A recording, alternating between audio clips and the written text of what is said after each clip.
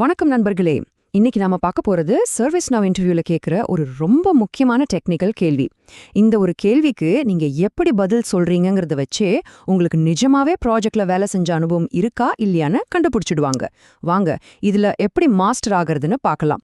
சரி, முதல்ல விஷயத்துக்கு வருவோம். இன்டர்வியூ பண்றவங்க நீங்க நிஜமாவே சர்வீஸ் நவ் ஃபார்ம்ஸ்ல வேலை செஞ்சிருக்கீங்களான்னு டெஸ்ட் பண்ணதான் இந்த கேள்வியை கேட்பாங்க. இது ஏதோ தியோரி கேள்வி கிடையாது. இது உங்களுடைய பிராக்டிக்கல் அறிவை சோதிச்சு பார்க்கற ஒரு சூப்பரான வாய்ப்பு. இப்போ நீங்க தான் இன்டர்வியூல இருக்கீங்கன்னு நினைச்சுக்கோங்க. உங்ககிட்ட இந்த கேள்வியை கேக்குறாங்க, எப்படி பதில் சொல்லுவீங்க? ஒரு நிமிஷம் யோசிச்சு பாருங்க. உங்க பதில் தான் உங்களை அடுத்த ரவுண்டுக்கு கொண்டு போக போகுது. பாருங்க, உங்க பதிலோடைய முதல் 15 செகண்ட்ஸ் ரொம்ப ரொம்ப முக்கியம். உங்களுக்கு விஷயமும் தெரியும், எது பெஸ்ட் பிராக்டிஸ்னு புரிஞ்சு வச்சிருக்கீங்கன்னு அந்த நேரத்திலேயே நீங்க காட்டிடணும். இதோ நீங்க சொல்ல வேண்டிய சரியான முதல் வாக்கியம். இந்த பதில அப்படியே ஒரு வார்த்தை மாறாம மனப்பாடம் பண்ணிக்கோங்க. ஏன் தெரியுமா? ஏன்னா இது உங்களுக்கு 4 அலகலக வழிகள் தெரியும்னு சொல்றது மட்டும் இல்ல, அதுல எது பெஸ்ட், அதாவது யுஐ பாலிசின்னு உங்களுக்கு தெரியணும்னு காட்டுது. அது மட்டும் இல்லாம மெயின்டெனன்ஸ், பெர்ஃபார்மன்ஸ் மாதிரியான விஷயங்கள் எல்லாம் நீங்க யோசிக்கிறீங்கன்னு இது தெளிவா புரிய வச்சிடும். இது ஒரு செம்ம பவர்ஃபுல்லான ஸ்டார்ட். ஒரு நல்ல பதிலுடைய அடுத்த ஸ்டெப் என்னன்னா, என்கிட்ட எந்தெந்த டூல்ஸ் இருக்குன்னு சொல்றதோட நிறுத்தாம எந்த சூழ்நிலையில எந்த டூலை பயன்படுத்தணும்னு விளக்குறது தான். அதுதான் உங்களுடைய ஆழமான புரிதலை காட்டும். சரி, வாங்க ஒவ்வொரு டூலையும் பத்தி இப்ப விரிவா பார்க்கலாம். முதல்ல நாம பார்க்க போறது யூஐ பாலிசி.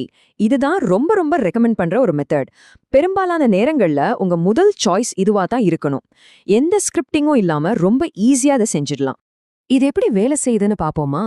உதாரணத்துக்கு ஒர்க் நோட்ஸ் அப்படிங்கிற செக்ஷனை ஐடல் ரோல் இல்லாத யூசர்ஸ் கிட்ட இருந்து மறைக்கணும்னு வச்சுக்கலாம். ஐடல்ங்கிறது ஐடி சேவைகளை மேனேஜ் பண்றதுக்கான ஒரு ஃப்ரேம் ஒர்க். நீங்க என்ன பண்ணுவீங்கன்னா, ஒரு யூஐ பாலிசி கிரியேட் பண்ணி யூசரோட ரோல் ஐடிஎல் இல்லைன்னு ஒரு கண்டிஷனை செட் பண்ணுவீங்க. அதுக்கப்புறம் ஒரு யூஐ பாலிசி ஆக்ஷன் கிரியேட் பண்ணி அந்த செக்ஷன்ல இருக்கிற எல்லா ஃபீல்ட்ஸையும் ஹிடன்னு மாத்திடுவீங்க. அவ்வளவுதான், சிம்பிள். ஒரு லைன் கோட் கூட தேவையில்லை. சோ இதுதான் இங்க முக்கியமான பாயிண்ட். இன்டர்வியூல இந்த வாக்கியத்தை அப்படியே சொல்லுங்க.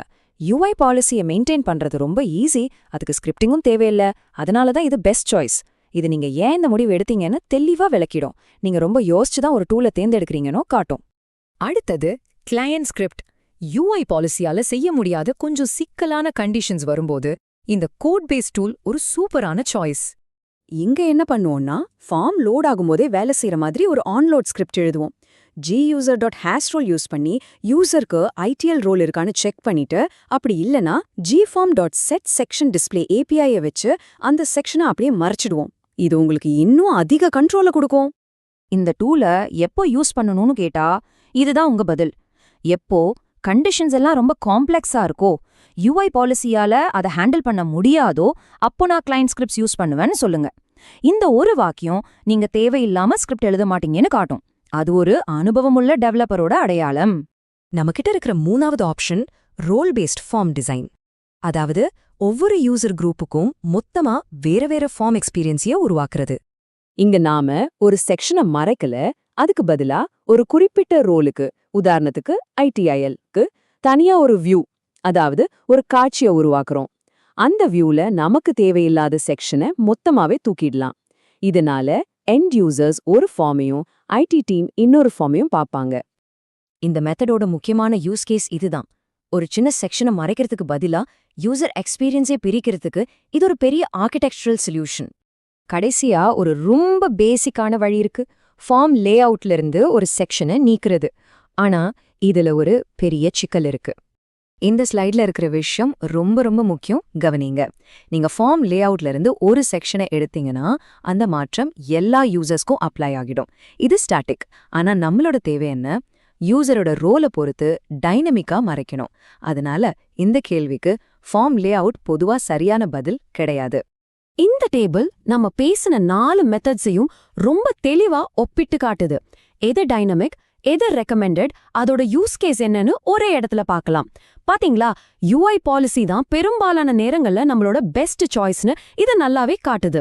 சரியான பதில சொல்றது ஒரு பக்கம்னா, இன்டர்வியூவர் வைக்கிற சில ட்ரிக்கி கேள்விகளை தவிர்க்கிறது இன்னொரு முக்கியமான விஷயம். இப்ப அந்த மாதிரி கேள்விகளை எப்படி நம்பிக்கையா ஹேண்டில் பண்றதுன்னு பார்க்கலாம் வாங்க. இந்த 3 கேள்விகளையும் நல்லா கவனிங்க. முதல் கேள்வி ஒரு ட்ரிக்கி கேள்வி. UI பாலிசி நேரடியா ஒரு செக்ஷனை மறைக்காது, ஆனா அதுக்குள்ள இருக்கிற ஃபீல்ட்ஸ மறைக்கும். இந்த சின்ன வித்தியாசத்தை நீங்க சொல்லும்போது உங்களுடைய ஆழமான அறிவு வெளிப்படும். மத்த பதில்கள் நீங்க எதுக்கு முன்னுரிமை கொடுப்பீங்கன்னோ, UI பாலிசி ஃபர்ஸ்ட், எப்படி ஒரு குறிப்பிட்ட யூசரை டார்கெட் பண்ணுவீங்கன்னோ யூசிங் ரோல்ஸ் காட்டுது. இதுவரைக்கும் நாம பார்த்தது ஒரு சரியான பதில்.